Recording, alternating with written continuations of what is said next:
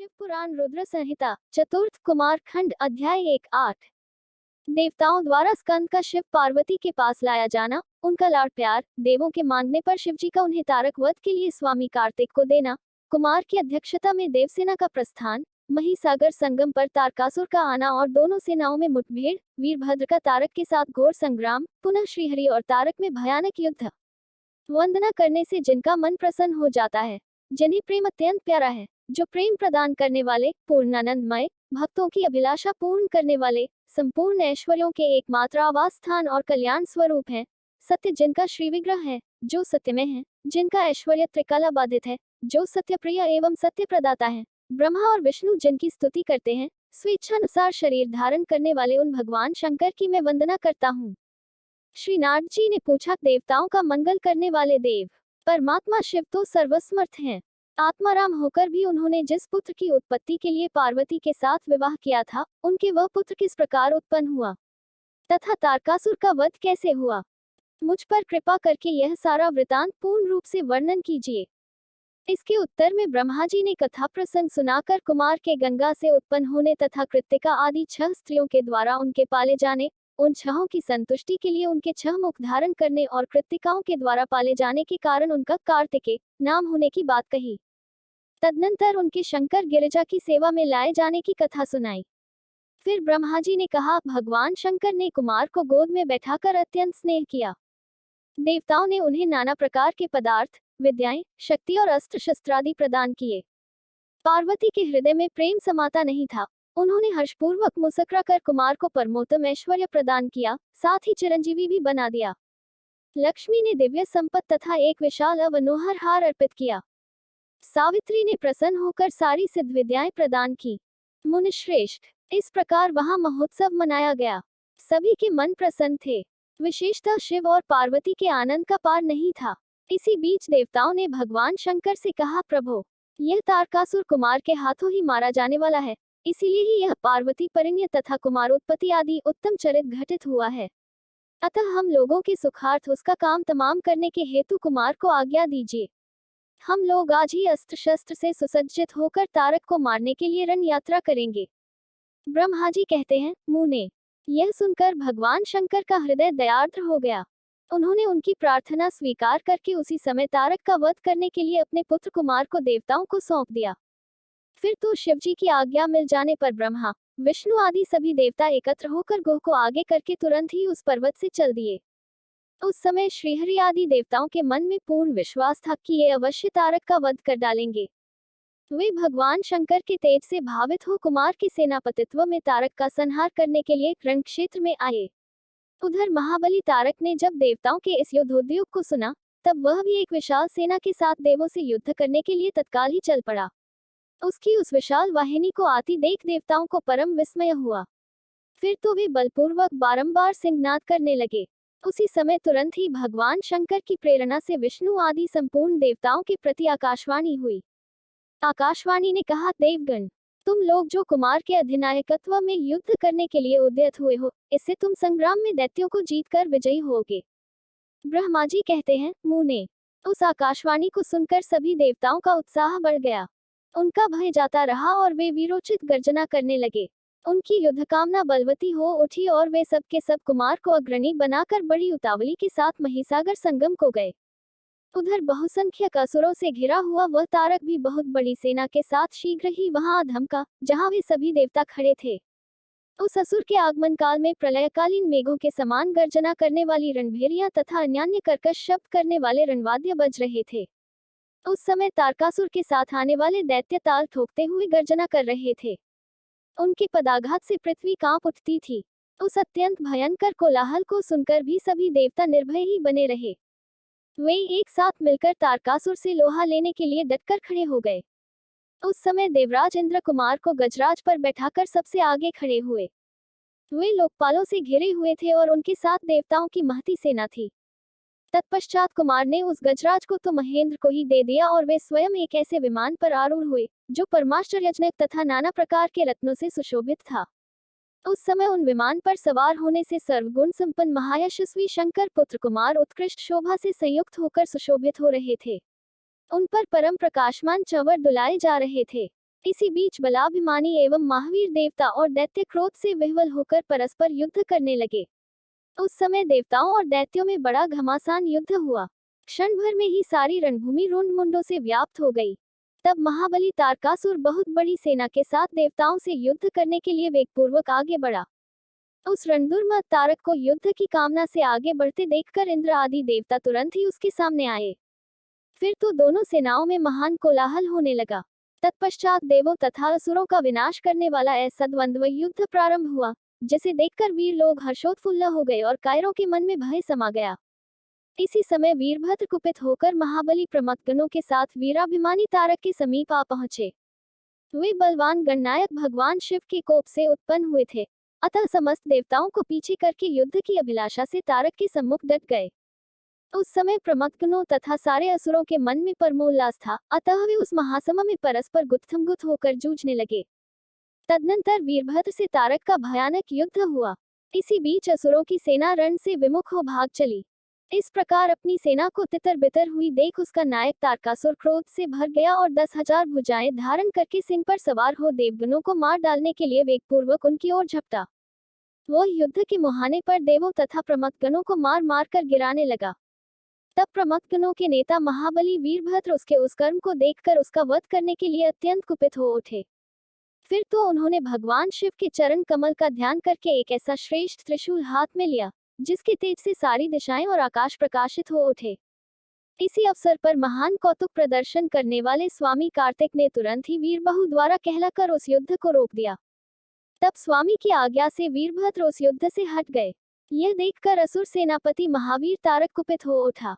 वह युद्ध कुशल तथा नाना प्रकार के अस्त्रों का जानकार था, अतः देवताओं को ललकार ललकार कर उन पर बाणों की वृष्टि करने लगा। उस समय बलवानों में श्रेष्ठ असुरराज तारक ने ऐसा महान कर्म किया कि सारे देवता मिलकर भी उसका सामना न कर सके। उन भयभीत देवताओं को यों पितते हुए देखकर भगवान अच्युत को क्रोध हो आया और वे शीघ्र ही युद्ध करने के लिए तैयार हो गए।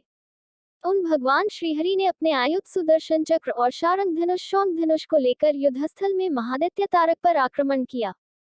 मुने तदनंतर सबके देखते देखते श्रीहरि और तारकासुर में अत्यंत भयंकर एवं रोमांचकारी महायुद्ध छिड़ गया। इसी बीच अच्युत ने कुपित होकर महान सिंहनाद किया और धधकती हुई ज्वालाओं के से प्रकाश वाले अपने चक्र को उठाया। फिर तो श्रीहरि ने उसी चक्र से दैत्यराज तारक पर प्रहार किया। उसकी चोट से अत्यंत व्यथित होकर वह असुर पृथ्वी पर गिर पड़ा। परंतु वह असुरनायक तारक अत्यंत बलवान था, अतः तुरंत ही उठकर उस दैत्यराज ने अपनी शक्ति से चक्र के टुकड़े टुकड़े कर दिए। मुने भगवान विष्णु और तारकासुर दोनों बलवान थे और दोनों में अगाध बल था, अतः युद्धस्थल में वे परस्पर जूझने लगे। शिव पुराण रुद्र संहिता चतुर्थ कुमार खंड अध्याय 9-12। ब्रह्मा जी की आज्ञा से कुमार का युद्ध के लिए जाना, तारक के साथ उनका भीषण संग्राम और उनके द्वारा तारक का वध, तत्पश्चात देवों द्वारा कुमार का अभिनंदन और स्तवन, कुमार का उन्हें वरदान देकर कैलाश पर जा शिव पार्वती के पास निवास करना। तब ब्रह्मा जी ने कहा, शंकर सुवन स्वामी कार्तिक, तुम तो देवाधिदेव हो। पार्वती सुत विष्णु और तारकासुर का यह व्यर्थ युद्ध शोभा नहीं दे रहा है, क्योंकि विष्णु के हाथों इस तारक की मृत्यु नहीं होगी। यह मुझसे वरदान पाकर अत्यंत हो गया है। यह मैं बिल्कुल सत्य बात कह रहा हूँ।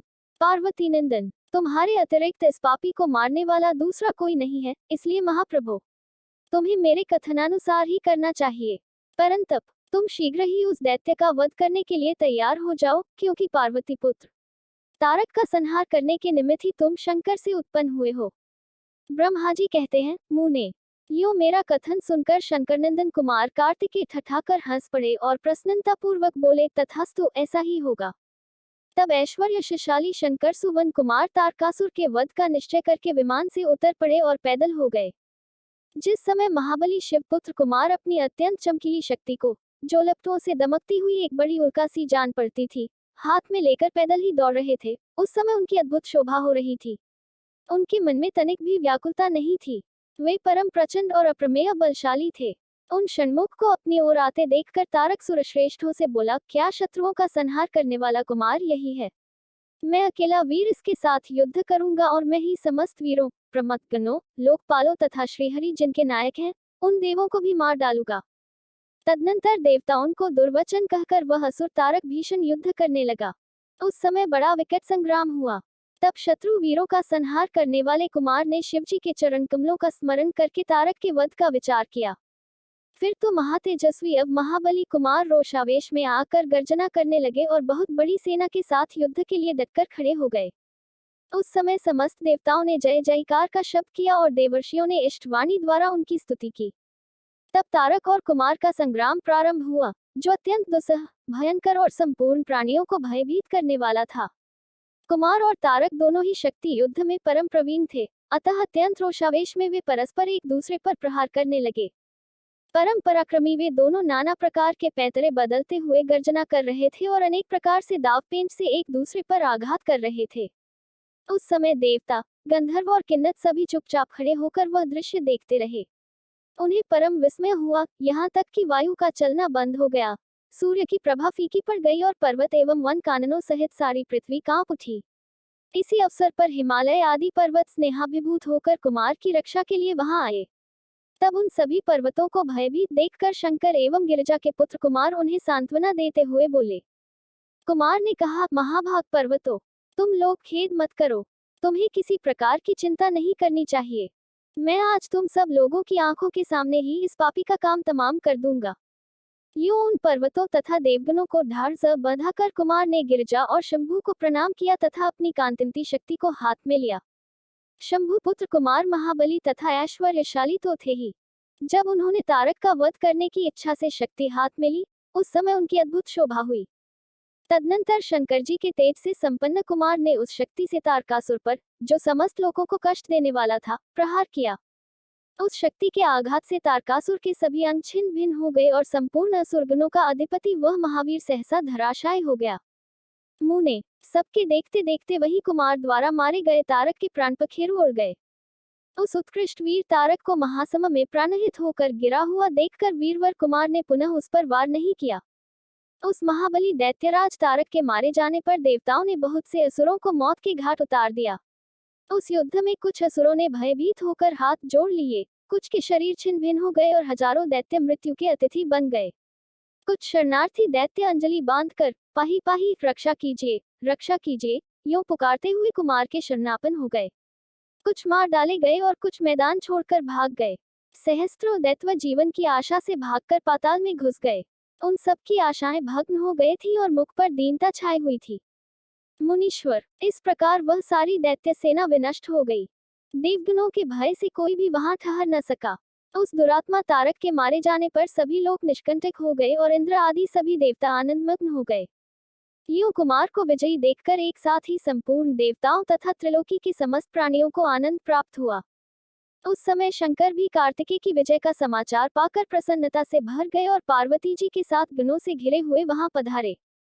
तब जिनके हृदय में स्नेह समाता नहीं था, वे पार्वती जी परम प्रेम पूर्वक सूर्य के समान तेजस्वी अपने पुत्र कुमार को अपनी गोद में लेकर लाड़ प्यार करने लगी। उसी अवसर पर अपने पुत्रों से घिरे हुए हिमालय ने बंधु बांधवों तथा अनुयायियों के साथ आकर शंभु, पार्वती और गोह का स्तवन किया। संपूर्ण देवगण, मुनि, सिद्ध और चारणों ने शिवनंदन कुमार, शंभु और परम प्रसन्न हुई पार्वती की स्तुति की। उस समय उपदेवों ने बहुत बड़ी पुष्प वर्षा की। सभी प्रकार के बाजे बजने लगे। विशेष रूप से जयकार और नमस्कार के शब्द बारंबार उच्च स्वर से गूंजने लगे। उस समय वहां एक विजयोत्सव मनाया गया, जिसमें कीर्तन की विशेषता थी और वह स्थान गाने बजाने के शब्द तथा अधिकाधिक ब्रह्मघोष से व्याप्त था। मुने, समस्त देवगणों ने प्रसन्नतापूर्वक गा बजाकर तथा हाथ जोड़कर जगन्नाथ की स्तुति की। सबसे प्रशंसित तथा अपने गणों से घिरे हुए रुद्र जगतजननी भवानी के साथ अपने निवास स्थान कैलाश पर्वत को चले गए। इधर तारक को मारा गया देखकर सभी देवताओं तथा अन्य समस्त प्राणियों के चेहरे पर हंसी खेलने लगी। वे भक्तिपूर्वक शंकर सुवन कुमार की स्तुति करने लगे। देव, तुम दानव श्रेष्ठ तारक का हनन करने वाले हो, तुम्हें नमस्कार है। शंकर नंदन, तुम बानासुर के प्राणों का अपहरण करने वाले तथा प्रलंबासुर के विनाशक हो। तुम्हारा स्वरूप परम पवित्र है, तुम्हें हमारा अभिवादन है। ब्रह्मा जी कहते हैं, मुने, जब विष्णु आदि देवताओं ने इस प्रकार कुमार का स्तवन किया, तब उन प्रभु ने सभी देवों को क्रमशः नया नया वर प्रदान किया। पर्वतों को स्तुति करते देखकर वे शंकर तने परम प्रसन्न हुए और उन्हें वर देते हुए बोले। स्कंद ने कहा, भूद्रो, तुम सभी पर्वत तपस्वियों द्वारा पूजनीय तथा कर्मठ और ज्ञानियों के लिए सेवनीय होगे। ये जो मेरे मातामह नाना पर्वत श्रेष्ठ हैं, ये महाभाग आज से तपस्वियों के लिए फलदाता होंगे। तब देवता बोले, कुमार, यो असुरराज तारक को मारकर तथा देवों को वर प्रदान करके तुमने हम सबको तथा चराचर को सुखी कर दिया। अब तुम्हें परम प्रसन्नतापूर्वक अपने माता पिता पार्वती और शंकर का दर्शन करने के लिए शिव के निवासभूत कैलाश पर चलना चाहिए। ब्रह्मा जी कहते हैं, मुने। तदनंतर सब देवताओं के साथ विमान पर चढ़कर कुमार स्कंद शिव जी के समीप कैलाश पहुंच गए। उस समय शिव शिवा ने बड़ा आनंद मनाया। देवताओं ने शिव जी की स्तुति की। शिव जी ने उन्हें वरदान तथा अभयदान देकर विदा किया। मुने, उस अवसर पर देवताओं को परम आनंद प्राप्त हुआ। वे शिव, पार्वती तथा शंकर नंदन कुमार के रमणीय यश का बखान करते हुए अपने अपने लोक को चले गए। इधर परमेश्वर शिव भी शिवा, कुमार तथा गणों के साथ आनंद पूर्वक उस पर्वत पर निवास करने लगे। मुने, इस प्रकार जो शिव भक्ति से ओतप्रोत, सुखदायक एवं दिव्य है, कुमार का वह सारा चरित्र मैंने तुमसे वर्णन कर दिया। शिव पुराण रुद्र संहिता चतुर्थ कुमार खंड अध्याय 13-18। शिवा का अपनी मैल से गणेश को उत्पन्न करके द्वारपाल पद पर नियुक्त करना। गणेश द्वारा शिव जी के रोके जाने पर उनका शिवगुणों के साथ भयंकर संग्राम। शिव जी द्वारा गणेश का शिरश्छ छेदन। कुपित हुई शिवा का शक्तियों को उत्पन्न करना और उनके द्वारा प्रलय मचाया जाना। देवताओं और ऋषियों का स्तवन द्वारा पार्वती को प्रसन्न करना। उनके द्वारा पुत्र को जलाए जाने की बात कही जाने पर शिव जी के आज्ञानुसार हाथी का सिर लाना और गणेश के धड़ से जोड़कर उन्हें जीवित करना। सूत जी कहते हैं, तारकारी कुमार के उत्तम और अद्भुत वृतांत को सुनकर नारद जी को बड़ी प्रसन्नता हुई। उन्होंने पुनः प्रेम पूर्वक ब्रह्मा जी से पूछा। नारद जी बोले, देव, आप तो शिव संबंधी ज्ञान के अथाह सागर हैं। प्रजानाथ, मैंने स्वामी कार्तिक के सद्वृतांत को जो अमृत से भी उत्तम है, सुन लिया। अब गणेश का उत्तम चरित्र सुनना चाहता हूँ। आप उनका जन्म वृतांत तथा दिव्य चरित्र, जो संपूर्ण मंगलों के लिए भी मंगल स्वरूप है, वर्णन कीजिए। सूत जी कहते हैं, महामुनि नारद का ऐसा वचन सुनकर ब्रह्मा जी का मन हर्ष से गदगद हो गया। वे शिव जी का स्मरण करके बोले। ब्रह्मा जी ने कहा, नारद, पहले जो मैंने विधिपूर्वक गणेश की उत्पत्ति का वर्णन किया था कि शनि की दृष्टि पड़ने से गणेश का मस्तक कट गया था, तब उस पर हाथी का मुख लगा दिया था, वह कल्पांतर की कथा है।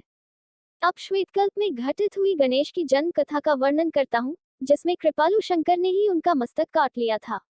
मुने, इस विषय में तुम्हें संदेह नहीं करना चाहिए, क्योंकि भगवान शंभु कल्याणकारी, सृष्टिकर्ता और सबके स्वामी हैं। वे ही सगुण और निर्गुण भी हैं। उन्हीं की लीला से सारे विश्व की सृष्टि, रक्षा और विनाश होता है। मुनिश्रेष्ठ, अब प्रस्तुत विषय को आदरपूर्वक श्रवण करो। एक समय पार्वती जी की जया विजया नाम वाली सखियां उनके पास आकर विचार करने लगी। सखी, सभी गण रुद्र के ही हैं। नंदी, भृंगी आदि जो हमारे हैं, वे भी शिव के ही आज्ञा पालन में तत्पर रहते हैं। जो असंख्य प्रमथ गण हैं, उनमें भी हमारा हुई नहीं है। वे सभी शिवाज्ञा प्रायण होकर द्वार पर खड़े रहते हैं। यद्यपि वे सभी हमारे भी हैं, तथापि उनसे हमारा मन नहीं मिलता, अतः पाप रहते। आपको भी हमारे लिए एक गण की रचना करनी चाहिए। ब्रह्मा जी कहते हैं, मुने, जब सखियों ने पार्वती जी से ऐसा सुंदर वचन कहा, तब उन्होंने उसे हितकारक माना और वैसा करने का विचार भी किया।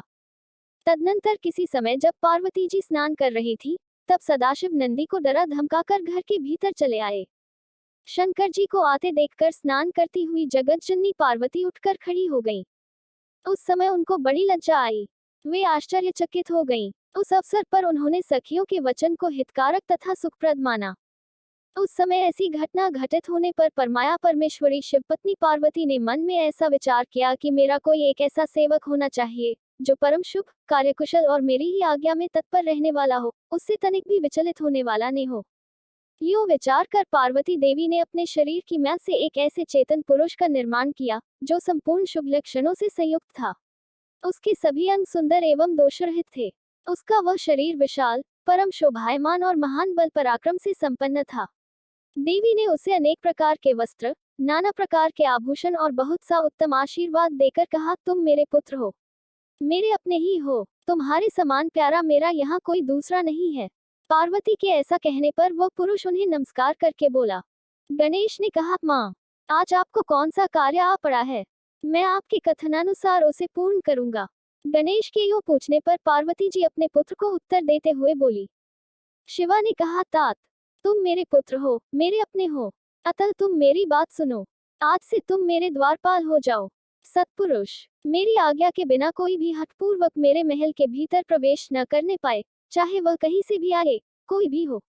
बेटा, यह मैंने तुमसे बिल्कुल सत्य बात कही है। ब्रह्मा जी कहते हैं, मुने। यूं कहकर पार्वती ने गणेश के हाथ में एक सुदृढ़ छड़ी दे दी। उस समय उनके सुंदर रूप को निहार कर पार्वती हर्षमग्न हो गईं। उन्होंने परम प्रेम पूर्वक अपने पुत्र का मुख चूमा और कृपा परवश हो छाती से लगा लिया। फिर दंडधारी गणराज को अपने द्वार पर स्थापित कर दिया। बेटा नारद, तदनंतर पार्वती नंदन महावीर गणेश पार्वती की हितकामना से हाथ में छड़ी लेकर गृह द्वार पर पहरा देने लगे। उधर शिवा अपने पुत्र गणेश को अपने दरवाजे पर नियुक्त करके स्वयं सखियों के साथ स्नान करने लगी। मुनिश्रेष्ठ, इसी समय भगवान शिव, जो परम कौतुकी तथा नाना प्रकार की लीलाएं रचने में निपुण हैं, द्वार पर आ पहुंचे। गणेश उन पार्वती पति को पहचानते तो थे नहीं, अतः बोल उठे, देव माता की आज्ञा के बिना तुम अभी भीतर न जाओ। माता स्नान करने बैठ गई हैं। तुम कहाँ जाना चाहते हो? इस समय यहाँ से हट जाओ। यूं कहकर गणेश ने उन्हें रोकने के लिए छड़ी हाथ में ले ली। उन्हें ऐसा करते देख शिवजी बोले, मूर्ख, तू किसे रोक रहा है? दुर्बुद्धे, क्या तू मुझे नहीं जानता? मैं शिव के अतिरिक्त और कोई नहीं हूँ। फिर महेश्वर के गण उसे समझाकर हटाने के लिए वहां आए और गणेश से बोले, सुनो, हम मुख्य शिवगण ही द्वारपाल हैं और सर्वव्यापी भगवान शंकर की आज्ञा से तुम्हें हटाने के लिए यहाँ आए हैं। तुम्हें भी गण समझकर हम लोगों ने मारा नहीं है, अन्यथा तुम कब के मारे गए होते। अब कुशल इसी में है कि तुम स्वतः ही दूर हट जाओ। क्यों व्यर्थ अपनी मृत्यु बुला रहे हो?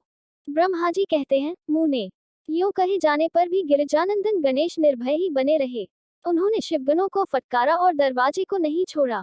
तब उन सभी शिवगणों ने शिवजी के पास जाकर सारा वृतांत उन्हें सुनाया। मुने, उनसे सब बातें सुनकर संसार के गतिस्वरूप अद्भुत लीला विहारी महेश्वर अपने उन गणों को डांटकर कहने लगे। महेश्वर ने कहा, गणों, यह कौन है जो इतना उच्छृंखल होकर शत्रु की भांति बक रहा है? इस नवीन द्वारपाल को दूर भगा दो। तुम लोग नपुंसक की तरह खड़े होकर उसका वृतांत मुझे क्यों सुना रहे हो? विचित्र लीला रचने वाले अपने स्वामी शंकर के यूं कहने पर वे गण पुनः वहीं लौट आए। तदनंतर गणेश द्वारा पुनः रोके जाने पर शिवजी ने गणों को आज्ञा दी कि तुम पता लगाओ, यह कौन है और क्यों ऐसा कर रहा है। गणों ने पता लगाकर बताया कि ये श्री गिरिजा के पुत्र हैं तथा द्वारपाल के रूप में बैठे हैं। तब लीला रूप शंकर ने विचित्र लीला करनी चाहिए तथा अपने गणों का गर्व भी गलित करना चाहा। इसलिए गणों को तथा देवताओं को बुलाकर गणेश जी से भीषण युद्ध करवाया, पर वे कोई भी गणेश को पराजित न कर सके। तब स्वयं शूलपाणी महेश्वर आए। गणेश जी के माता के चरणों का स्मरण किया, तब शक्ति ने उन्हें बल प्रदान कर दिया। सभी देवता शिवजी के पक्ष में आ गए। घोर युद्ध हुआ। अंततोगत्वा स्वयं शूलपाणी महेश्वर ने आकर त्रिशूल से गणेश जी का सिर काट दिया। जब यह समाचार पार्वती जी को मिला, तब वे क्रोध हो गईं और बहुत सी शक्तियों को उत्पन्न करके उन्होंने बिना विचारे उन्हें प्रलय करने की आज्ञा दे दी। फिर तो शक्तियों के द्वारा प्रलय मचाई जाने लगी। उन शक्तियों का वह जाज्वल्यमान तेज सभी दिशाओं को दग्धसा किए डालता था। उसे देखकर वे सभी शिवगण भयभीत हो गए और भागकर दूर जा खड़े हुए। मुने, इसी समय तुम दिव्यदर्शन नारद वहां आ पहुंचे। तुम्हारा वहां आने का अभिप्राय देवगणों को सुख पहुंचाना था। तब तुमने मुझ देवताओं सहित शंकर को प्रणाम करके कहा कि इस विषय में सबको मिलकर विचार करना चाहिए। तब वे सभी देवता तुझ महामना के साथ सलाह करने लगे कि इस दैत्य का शमन कैसे हो सकता है। फिर उन्होंने यही निश्चय किया कि जब तक गिरिजा देवी कृपा नहीं करेगी तब तक सुख नहीं प्राप्त हो सकेगा। अब इस विषय में और विचार करना व्यर्थ है। ऐसी धारणा करके तुम्हारे सहित सभी देवता और ऋषि भगवती शिवा के निकट गए और क्रोध की शांति के लिए उन्हें प्रसन्न करने लगे। उन्होंने प्रेम पूर्वक उन्हें प्रसन्न करते हुए अनेकों स्तोत्रों द्वारा उनकी स्तुति करके बारंबार उनके चरणों में अभिवादन किया। फिर देवगण की आज्ञा से ऋषि बोले। देवर्षियों ने कहा, जगदम्बे, तुम्हें नमस्कार है। शिव पत्नी, तुम्हें प्रणाम है। चंडिके, तुम्हें हमारा अभिवादन प्राप्त हो। कल्याणी, तुम्हें बारंबार प्रणाम है। अम्बे, तुम ही आदिशक्ति हो। तुम ही सदा सारी सृष्टि की निर्माण कर्त्री, पालिका शक्ति और संहार करने वाली हो। देवेशी, तुम्हारे कोप से सारी त्रिलोकी विकल हो रही है, अतः प्रसन्न हो जाओ और क्रोध को शांत करो। देवी, हम लोग तुम्हारे चरणों में मस्तक झुकाते हैं। ब्रह्मा जी कहते हैं, नारद, यूं तुम सभी ऋषियों द्वारा स्तुति किए जाने पर भी परादेवी पार्वती ने उनकी ओर क्रोध भरी दृष्टि से ही देखा, किंतु कुछ कहा नहीं। तब उन ऋषियों ने पुनः उनके चरण कमलों में सिर झुकाया और भक्तिपूर्वक हाथ जोड़कर पार्वती जी से निवेदन किया। ऋषियों ने कहा, देवी, अभी संहार होना चाहता है, अतः क्षमा करो, क्षमा करो। अंबिके, तुम्हारे स्वामी शिव भी तो यही स्थित हैं, तनिक उनकी ओर तो दृष्टिपात करो। हम लोग, ये ब्रह्मा, विष्णु आदि देवता तथा सारी प्रजा, सब तुम्हारे ही हैं और व्याकुल होकर अंजलि बांधे तुम्हारे सामने खड़े हैं। परमेश्वरी, इन सब का अपराध क्षमा करो। शिवे, अब इन्हें शांति प्रदान करो। ब्रह्मा जी कहते हैं, मुने। सभी देवर्षि यूं कहकर अत्यंत दीन भाव से व्याकुल हो हाथ जोड़कर चंडिका के सम्मुख खड़े हो गए। उनका ऐसा कथन सुनकर चंडिका प्रसन्न हो गई। उनके हृदय में करुणा का संचार हो आया। तब वे ऋषियों से बोली। देवी ने कहा, ऋषियों, यदि मेरा पुत्र जीवित हो जाए और वह तुम लोगों के मध्य पूजनीय मान लिया जाए तो संहार नहीं होगा। अब तुम लोग उसे सर्वाध्यक्ष का पद प्रदान कर दोगे, तभी लोक में शांति हो सकती है, अन्यथा तुम्हें सुख नहीं प्राप्त हो सकता। ब्रह्मा जी कहते हैं, मुने, पार्वती के यों कहने पर तुम सभी ऋषियों ने उन देवताओं के पास आकर सारा वृतांत कह सुनाया। उसे सुनकर इंद्र आदि सभी देवताओं के चेहरे पर उदासी छा गई। वे शंकर जी के पास गए और हाथ जोड़कर उनके चरणों में नमस्कार करके सारा समाचार निवेदन कर दिया। देवताओं का कथन सुनकर शिवजी ने कहा, ठीक है, जिस प्रकार सारी त्रिलोकी को सुख मिल सके वही करना चाहिए। अतः अब उत्तर दिशा की ओर जाना चाहिए और जो जीव पहले मिले उसका सिर काटकर उस बालक के शरीर पर जोड़ देना चाहिए। ब्रह्मा जी कहते हैं, मुने। तदनंतर शिवजी की आज्ञा का पालन करने वाले उन देवताओं ने वह सारा कार्य संपन्न किया। उन्होंने उस शिशु शरीर को धो पोंछकर विधिवत उसकी पूजा की। फिर वे उत्तर दिशा की ओर गए। वहां उन्हें पहले एक दांत वाला एक हाथी मिला। उन्होंने उसका सिर लाकर उस शरीर पर जोड़ दिया। हाथी के उस सिर को संयुक्त कर देने के पश्चात सभी देवताओं ने भगवान शिव आदि को प्रणाम करके कहा कि हम लोगों ने अपना काम पूरा कर दिया। अब जो करना शेष है उसे आप लोग पूर्ण करें। ब्रह्मा जी कहते हैं, तब शिवाज्ञा पालन संबंधिनी देवताओं की बात सुनकर सभी देवों और पार्षदों को महान आनंद हुआ। तत्पश्चात ब्रह्मा, विष्णु आदि सभी देवता अपने स्वामी निर्गुण स्वरूप भगवान शंकर को प्रणाम करके बोले, स्वामिन, आप महात्मा के जिस तेज से हम सभी उत्पन्न हुए हैं, आपका वही तेज वेद मंत्र के अभियोग से इस बालक में प्रवेश करें। इस प्रकार सभी देवताओं ने मिलकर वेद मंत्र द्वारा जल को अभिमंत्रित किया। फिर शिवजी का स्मरण करके उस उत्तम जल को बालक के शरीर पर छिड़क दिया। उस जल का स्पर्श होते ही वह बालक शिवेच्छा से शीघ्र ही चेतनायुक्त होकर जीवित हो गया और सोए हुए की तरह उठ बैठा। वह सौभाग्यशाली बालक अत्यंत सुंदर था। उसका मुख हाथी का सा था। शरीर का रंग हरा लाल था। चेहरे पर प्रसन्नता खेल रही थी। उसकी आकृति कमनीय थी और उसकी सुंदर प्रभा फैल रही थी। मुनीश्वर, पार्वती नंदन उस बालक को जीवित देखकर वहां उपस्थित सभी लोग आनंदमय हो गए और सारा दैख विलीन हो गया। तब हर्ष विभोर होकर सभी लोगों ने उस बालक को पार्वती जी को दिखाया। अपने पुत्र को जीवित देखकर पार्वती जी परम प्रसन्न हुई। शिव पुराण रुद्र संहिता चतुर्थ कुमार खंड अध्याय 19। पार्वती द्वारा गणेश जी को वरदान, देवों द्वारा उन्हें अग्रपूज्य माना जाना, शिवजी द्वारा गणेश को सर्वाध्यक्ष पद प्रदान और गणेश चतुर्थी व्रत का वर्णन। तत्पश्चात सभी देवताओं का उनकी स्तुति करके हर्षपूर्वक अपने अपने स्थान को लौट जाना।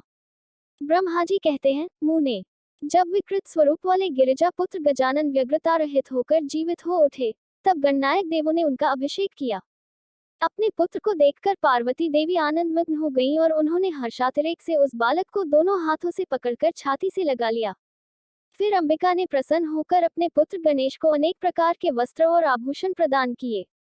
तदनंतर सिद्धियों ने अनेकों विधि विधान से उनका पूजन किया और माता ने अपने सर्वदहखारी हाथ से उनके अंगों का स्पर्श किया। इस प्रकार शिव पत्नी पार्वती देवी ने अपने पुत्र का सत्कार करके उसका मुख चूमा और प्रेम पूर्वक उसे वरदान देते हुए कहा, बेटा, इस समय तुझे बड़ा कष्ट झेलना पड़ा है, किंतु अब तू कृतकृत्य हो गया है। तू धन्य है। अब से संपूर्ण देवताओं में तेरी अग्रपूजा होती रहेगी और तुझे कभी दैत्य का सामना नहीं करना पड़ेगा। चूंकि इस समय तेरे मुख पर सिंदूर दिख रहा है, इसलिए मनुष्यों को सदा सिंदूर से तेरी पूजा करनी चाहिए। जो मनुष्य पुष्प, चंदन, सुंदर गंध, नैवेद्य, रमणीय आरती, तांबूल और दान से तथा परिक्रमा और नमस्कार करके विधि पूर्वक तेरी पूजा करेगा, उसे सारी सिद्धियां हस्तगत हो जाएंगी और उसके सभी प्रकार के विघ्न नष्ट हो जाएंगे, इसमें लेश मात्र भी संशय नहीं है। ब्रह्मा जी कहते हैं, मुने, महेश्वरी देवी ने अपने पुत्र गणेश से यूं कहकर उसे नाना प्रकार की वस्तुएं प्रदान करके पुनः उसका अभिनंदन किया। विप्र, तब गिरिजा की कृपा से उसी क्षण देवताओं और शिवगुणों का मन विशेष रूप से शांत हो गया। तदनंतर इंद्र आदि देवताओं ने हर्षातिरेक से शिवा की स्तुति की और उन्हें प्रसन्न करके वे भक्तिभावित चित्त से गणेश देव को लेकर शिवजी के समीप चले। वहां पहुंचकर उन्होंने त्रिलोकी की कल्याण कामना से भवानी के उस बालक को शिवजी की गोद में बैठा दिया। तब शिवजी भी उस बालक के मस्तक पर अपना करकमल फेरते हुए देवताओं से बोले, यह मेरा दूसरा पुत्र है। तत्पश्चात गणेश ने भी उठकर शिवजी के चरणों में अभिवादन किया। फिर पार्वती को, मुझको, विष्णु को और नारद आदि सभी ऋषियों को प्रणाम करके आगे खड़े होकर उन्होंने कहा, यो अभिमान करना मनुष्यों का स्वभाव ही है, अतः आप लोग मेरा अपराध क्षमा करें। तब मैं, शंकर और विष्णु, इन तीनों देवताओं ने एक साथ ही प्रेम पूर्वक उन्हें उत्तम वर प्रदान करते हुए कहा, सुरवरों, जैसे त्रिलोकी में हम तीनों देवों की पूजा होती है, उसी तरह तुम सबको इन गणेश का भी पूजन करना चाहिए। मनुष्यों को चाहिए कि पहले इनकी पूजा करके तत्पश्चात हम लोगों का पूजन करें। ऐसा करने से हम लोगों की पूजा संपन्न हो जाएगी।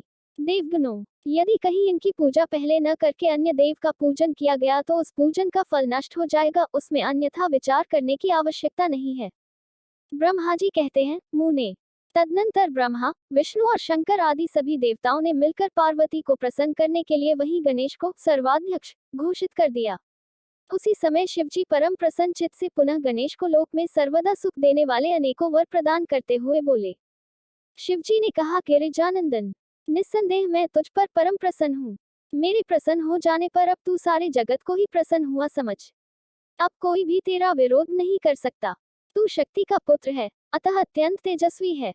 बालक होने पर भी तूने महान पराक्रम प्रकट किया है, इसलिए तू सदा सुखी रहेगा। विघ्ननाश के कार्य में तेरा नाम सबसे श्रेष्ठ होगा। तू सबका पूज्य है, अतः अब मेरे संपूर्ण गुणों का अध्यक्ष हो जा। इतना कहने के पश्चात महात्मा शंकर अत्यंत प्रसन्नता के कारण गणेश को पुनः वरदान देते हुए बोले, गणेश्वर, तू भाद्रपद मास के कृष्ण पक्ष की चतुर्थी तिथि को चंद्रमा का शुभोदय होने पर उत्पन्न हुआ है। जिस समय गिरिजा के सुंदर चित्त से तेरा रूप प्रकट हुआ, उस समय रात्रि का प्रथम प्रहर बीत रहा था। इसलिए उसी दिन से आरंभ करके उसी तिथि में तेरा उत्तम व्रत करना चाहिए। यह व्रत परम शोभन तथा संपूर्ण सिद्धियों का प्रदाता है।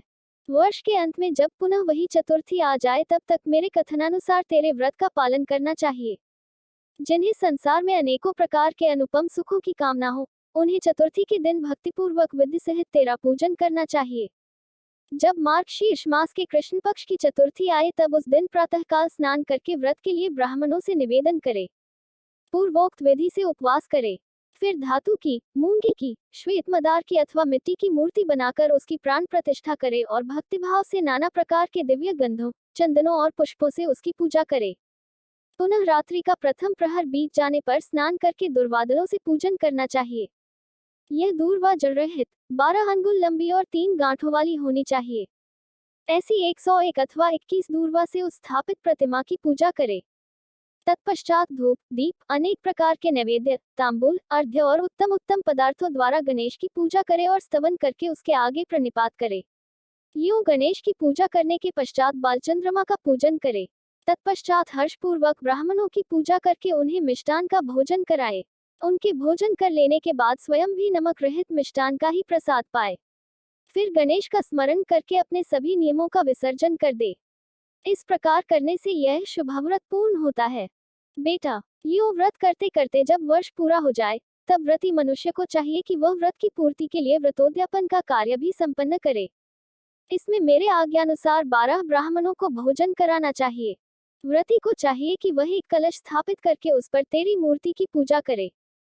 तत्पश्चात वेद विधि के अनुसार वेदी का निर्माण करके उस पर अष्टदल कमल बनाए, फिर उसी पर धन की कंजूसी छोड़कर हवन करे। पुनः मूर्ति के सामने 2 स्त्रियों और 2 बालकों को बिठाकर विधिपूर्वक उनकी पूजा करे और सादर उन्हें भोजन कराए। रात में जागरण करे। प्रातःकाल पुनः पूजन करके पुनरागमन के लिए विसर्जन कर दे। बालकों से आशीर्वाद ग्रहण करे, स्वस्ति वाचन कराए और व्रत की पूर्ति के लिए पुष्पांजलि निवेदित करे।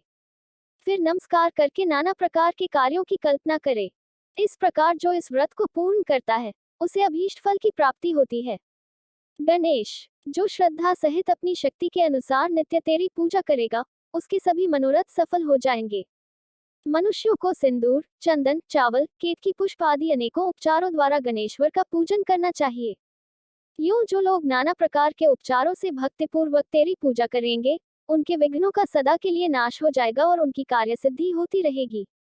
सभी वर्ण के लोगों को, विशेषकर स्त्रियों को यह पूजा अवश्य करनी चाहिए तथा अभ्युदय की कामना करने वाले राजाओं के लिए भी यह व्रत अवश्य कर्तव्य है। वर्ती मनुष्य जिस जिस वस्तु की कामना करता है, उसे निश्चय वह वस्तु प्राप्त हो जाती है। अतः जिसे किसी वस्तु की अभिलाषा हो, उसे अवश्य तेरी सेवा करनी चाहिए। ब्रह्मा जी कहते हैं, मुने, जब शिवजी ने महात्मा गणेश को इस प्रकार वर प्रदान किया, तब संपूर्ण देवताओं, श्रेष्ठ ऋषियों और शिव के प्यारे समस्त गणों ने तथास्तु कहकर उसका समर्थन किया और अत्यंत विधिपूर्वक गणाधीश का पूजन किया। तत्पश्चात शिवगणों ने आदरपूर्वक नाना प्रकार की पूजन सामग्री से गणेश्वर की विशेष रूप से अर्चना की और उनके चरणों में प्रणाम किया। मुनीश्वर, उस समय गिरिजा देवी को जो आनंद प्राप्त हुआ, उसका वर्णन मेरे चारों मुखों से भी नहीं हो सकता। तब फिर मैं उसे कैसे बताऊं? उस अवसर पर देवताओं की दुंदुभियां बजने लगी, अप्सराएं नृत्य करने लगी, गंधर्व श्रेष्ठ गान करने लगे और पुष्पों की वर्षा होने लगी। इस प्रकार गणेश के गणाधीश पद पर प्रतिष्ठित होने पर वहां महान उत्सव मनाया गया। सारे जगत में शांति स्थापित हो गई और सारा दैख जाता रहा। नारद, शिव और पार्वती को तो विशेष आनंद प्राप्त हुआ और सर्वत्र अनेक प्रकार के सुखदायक मंगल होने लगे। तदनंतर संपूर्ण देवगण और ऋषिगण जो वहां पधारे हुए थे, वे सभी शिव की आज्ञा से अपने अपने स्थान को चले। उस समय वे शिवजी की स्तुति करके गणेश और पार्वती की बारंबार प्रशंसा कर रहे थे और कैसा अद्भुत युद्ध हुआ, यूं परस्पर वार्तालाप करते हुए चले जा रहे थे। इधर जब गिरिजा देवी का क्रोध शांत हो गया, तब शिवजी भी, जो स्वात्माराम होते हुए भी सदा भक्तों का कार्य सिद्ध करने के लिए उद्यत रहते हैं, गिरिजा के सनिकट गए और लोगों की हितकामना से पूर्ववत नाना प्रकार के सुखदायक कार्य करने लगे। तब मैं ब्रह्मा और विष्णु दोनों भक्तिपूर्वक शिव शिवा की सेवा करके शिव की आज्ञा ले अपने अपने धाम को लौट आए। जो मनुष्य जितेंद्रिय होकर इस परम मांगलिक आख्यान को श्रवण करता है, वह संपूर्ण मंगलों का भागी होकर मंगल भवन हो जाता है। इसके श्रवण से पुत्रहीन को पुत्र की, निर्धन को धन की, भार्यार्थी को भार्या की, प्रजार्थी को प्रजा की, रोगी को आरोग्य की और अभागे को सौभाग्य की प्राप्ति होती है।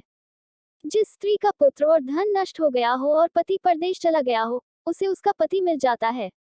जो शोक सागर में डूब रहा हो, वह इसके श्रवण से निस्संदेह शोकरहित हो जाता है।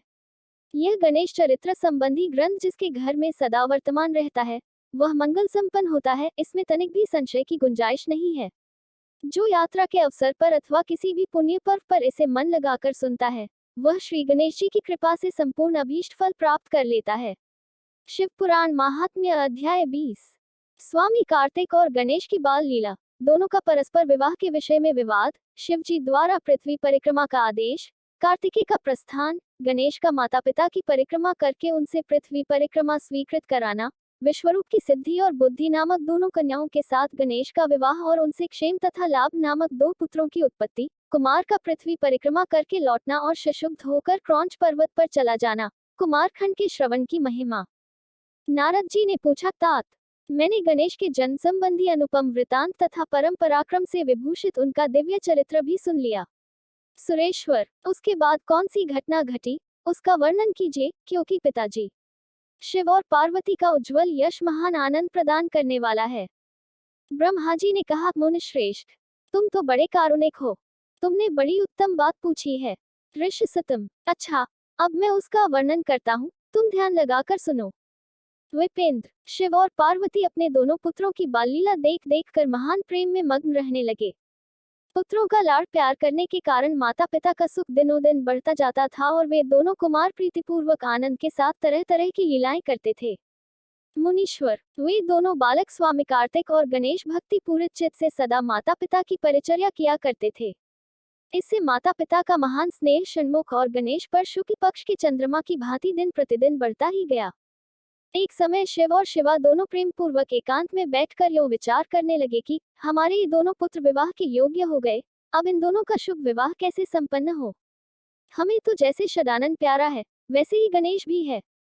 ऐसी चिंता में पड़कर वे दोनों लीलावश आनंदमग्न हो गए। मुने, माता पिता के विचार को जानकर उन दोनों पुत्रों के मन में भी विवाह की इच्छा जाग उठी। वे दोनों पहले मैं विवाह करूंगा, पहले मैं विवाह करूंगा, यो बारंबार कहते हुए परस्पर विवाद करने लगे। तब जगत के अधीश्वर वे दोनों दंपति पुत्रों की बात सुनकर लौकिक आचार का आश्रय ले परम विस्मय को प्राप्त हुए। कुछ समय बाद उन्होंने अपने दोनों पुत्रों को बुलाया और उनसे इस प्रकार कहा, शिव पार्वती बोले, सुपुत्रों, हम लोगों ने पहले से ही एक ऐसा नियम बना रखा है जो तुम दोनों के लिए सुखदायक होगा। अब हम यथार्थ रूप से उसका वर्णन करते हैं, तुम लोग प्रेम पूर्वक सुनो।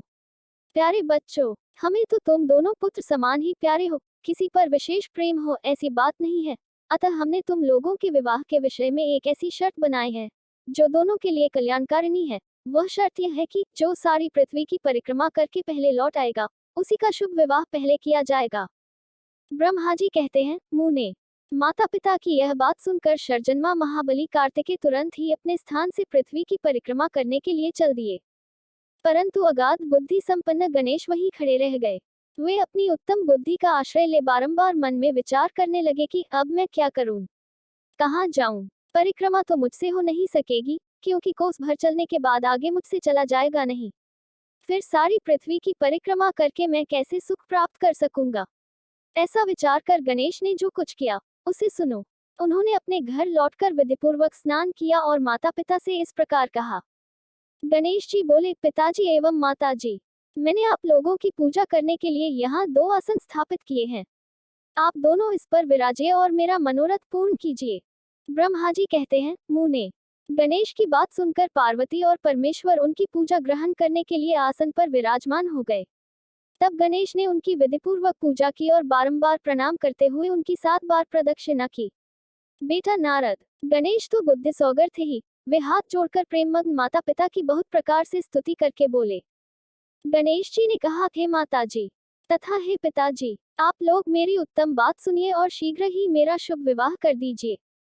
ब्रह्मा जी कहते हैं, मुने, महात्मा गणेश का ऐसा वचन सुनकर वे दोनों माता पिता महाबुद्धिमान गणेश से बोले। शिवा शिव ने कहा, बेटा, तू पहले काननों सहित इस सारी पृथ्वी की परिक्रमा तो करा। कुमार गया हुआ है, तू भी जा और उससे पहले लौटा। ब्रह्मा जी कहते हैं, मुने, नियम प्रायण गणेश माता पिता की ऐसी बात सुनकर कुपित हो तुरंत बोल उठे। गणेश जी ने कहा, हे माताजी तथा हे पिताजी, आप दोनों सर्वश्रेष्ठ, धर्म रूप और महाबुद्धिमान हैं, अतः धर्मानुसार मेरी बात सुनिए। मैंने 7 बार पृथ्वी की परिक्रमा की है, फिर आप लोग ऐसी बात क्यों कह रहे हैं। ब्रह्मा जी कहते हैं, मुने, शिव पार्वती तो बड़े लीलानंदी ही ठहरे। वे गणेश का कथन सुन लौकिक गति का आश्रय लेकर बोले। शिव पार्वती ने कहा, पुत्र, तूने समुद्र पर्यंत विस्तार वाली बड़े बड़े काननों से युक्त इस सप्तद्वीपवती विशाल पृथ्वी की परिक्रमा कब कर ली। ब्रह्मा जी कहते हैं, मुने, जब शिव पार्वती ने ऐसा कहा तब उसे सुनकर महान बुद्धि संपन्न गणेश बोले। गणेश जी ने कहा, माताजी एवं पिताजी, मैंने अपनी बुद्धि से आप दोनों शिव पार्वती की पूजा करके प्रदक्षिणा कर ली है, अतः मेरी समुद्र पर्यंत पृथ्वी की परिक्रमा पूरी हो गई। धर्म के संग्रहभूत वेदों और शास्त्रों में जो ऐसे वचन मिलते हैं, ये सत्य है अथवा सत्य।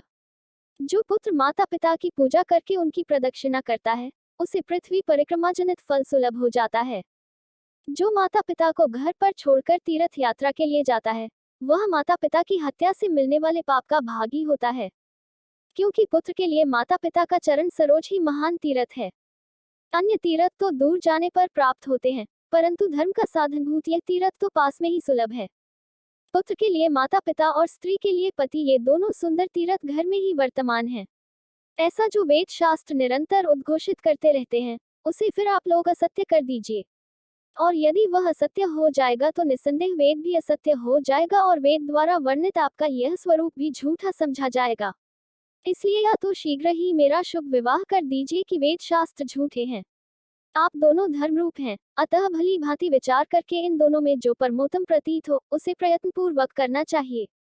ब्रह्मा जी कहते हैं, मुने, तब जो बुद्धिमानों में श्रेष्ठ, उत्तम बुद्धि संपन्न तथा महान ज्ञानी है, वे पार्वती नंदन गणेश इतना कहकर चुप हो गए। उधर वे दोनों पति पत्नी जगदीश्वर शिव पार्वती गणेश के वचन सुनकर परम विस्मित हुए। तदनंतर वे यथार्थभाषी एवं अद्भुत बुद्धि वाले अपने पुत्र गणेश की प्रशंसा करते हुए बोले। शिवा शिव ने कहा, बेटा, तू महान आत्मबल से संपन्न है, इसी से तुझमें निर्मल बुद्धि उत्पन्न हुई है। तूने जो बात कही है वह बिल्कुल सत्य है, अन्यथा नहीं है। दैक का अवसर आने पर जिसकी बुद्धि विशिष्ट हो जाती है, उसका दैक उसी प्रकार विनष्ट हो जाता है जैसे सूर्य के उदय होते ही अंधकार। जिसके पास बुद्धि है वही बलवान है, बुद्धिहीन के पास बल कहाँ। पुत्र, वेद शास्त्र और पुराणों में बालक के लिए धर्म पालन की जैसी बात कही गई है, वह सब तूने पूरी कर ली। तूने जो बात की है वह दूसरा कौन कर सकता है। हमने तेरी वह बात मान ली, अब इसके विपरीत नहीं करेंगे। ब्रह्मा जी कहते हैं, नारद। यूं कहकर उन दोनों ने बुद्धिसौगर गणेश को सांत्वना दी और फिर वे उनके विवाह के संबंध में उत्तम विचार करने लगे।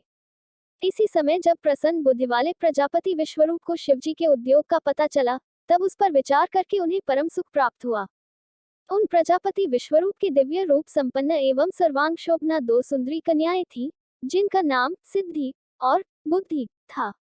भगवान शंकर और गिरिजा ने उन दोनों के साथ हर्षपूर्वक गणेश का विवाह संस्कार संपन्न कराया। उस विवाह के अवसर पर संपूर्ण देवता प्रसन्न होकर पधारे।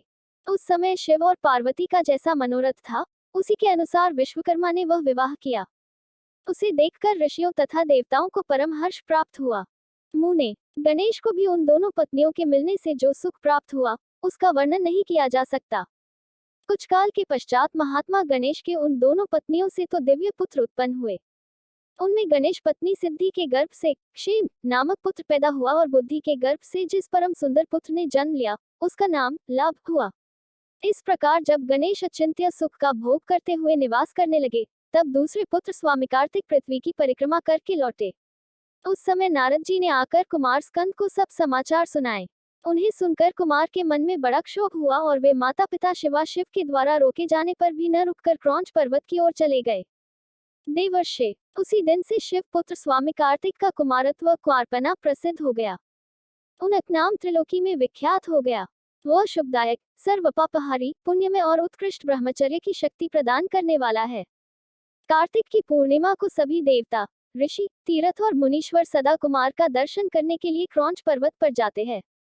जो मनुष्य कार्तिकी पूर्णिमा के दिन कृत्तिका नक्षत्र का योग होने पर स्वामी कार्तिक का दर्शन करता है, उसके संपूर्ण पाप नष्ट हो जाते हैं और उसे मनोवांछित फल की प्राप्ति होती है।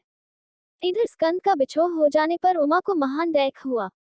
उन्होंने दीन भाव से अपने स्वामी शिवजी से कहा, प्रभु, आप मुझे साथ लेकर वहां चलिए। तब प्रिया को सुख देने के निमित्त स्वयं भगवान शंकर अपने एक अंश से उस पर्वत पर गए और सुखदायक मल्लिकार्जुन नामक ज्योतिर्लिंग के रूप में वहां प्रतिष्ठित हो गए। वे सत्पुरुषों की गति तथा अपने सभी भक्तों के मनोरथ पूर्ण करने वाले हैं। वे आज भी शिवा के सहित उस पर्वत पर विराजमान हैं। बेटा नारद, वे दोनों शिवा शिव भी पुत्र स्नेह से विह्वल होकर प्रत्येक पर्व पर कुमार को देखने के लिए जाते हैं। अमावस्या के दिन वहां स्वयं शंभु पधारते हैं और पूर्णिमा के दिन पार्वती जी जाती हैं। मुनीश्वर, तुमने स्वामी कार्तिक और गणेश का जो वृतांत मुझसे पूछा था, वह सब मैंने तुम्हें कह सुनाया। इसे सुनकर बुद्धिमान मनुष्य समस्त पापों से मुक्त हो जाता है और उसकी सभी शुभ कामनाएं पूर्ण हो जाती हैं। जो मनुष्य इस चरित्र को पढ़ता अथवा पाता है एवं सुनता अथवा सुनाता है, निस्संदेह उसके सभी मनोरथ सफल हो जाते हैं। यह अनुपम आख्यान पापनाशक, कीर्तिप्रद, सुखवर्धक, आयु बढ़ाने वाला, स्वर्ग की प्राप्ति कराने वाला, पुत्र पौत्र की वृद्धि करने वाला, मोक्षप्रद, शिवजी के उत्तम ज्ञान का प्रदाता, शिव पार्वती में प्रेम उत्पन्न करने वाला और शिव भक्ति वर्धक है। यह कल्याणकारक, शिवजी के अद्वैत ज्ञान का दाता और सदा शिव में है। अतः मोक्षकामी एवं निष्काम भक्तों को सदा इसका श्रवण करना चाहिए। दोस्तों, अगली वीडियो देखने के लिए आप चैनल सब्सक्राइब जरूर करें और लाइक करें और कमेंट करें। हर हर महादेव। शिवपुरा।